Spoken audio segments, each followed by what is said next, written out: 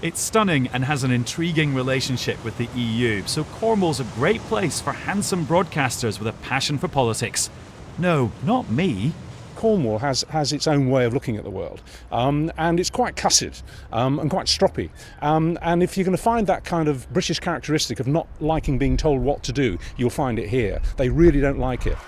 Nowhere is that clearer than the fish market in the village of Loo. Right, this is a ling, just been bought for about 20 quid. It's really cool. Ask fishing folk about Europe and there's a tidal wave of anger, mostly about quotas and how foreign boats are allowed within 6 nautical miles of the British coast. Just rubbing salt in the wounds, taking our fish, billions of pounds value of fish are being landed elsewhere. Well, that money could be giving us jobs in our fishing industry and helping to support our fishermen and other workers in this fishing industry. Look at that. Most fishermen here are happy to fly a Leave flag. Some are happy to defend the EU and say that other forces affect the industry, just not on camera. To the pasty shop. Boris Johnson kicked off his Brexit campaign brandishing one of these, saying that Cornwall could export more freed from the supposed shackles of Brussels.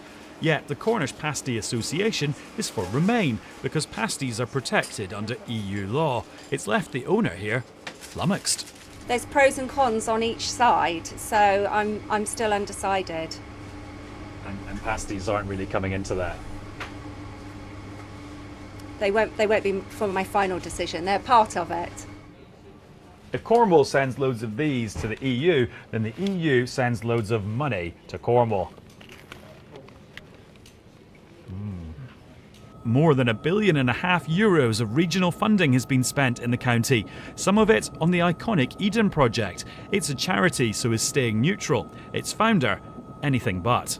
Since we've joined the EU, we've had one new university, one upgraded university, huge further education construction, God knows how many hotels, good restaurants, galleries.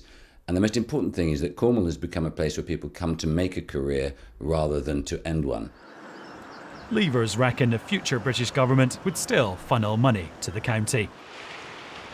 Lionel Richie did 2 concerts in Cornwall this week. Hardly anyone here would write a love song for the EU, but will this part of the West Country vote to break up?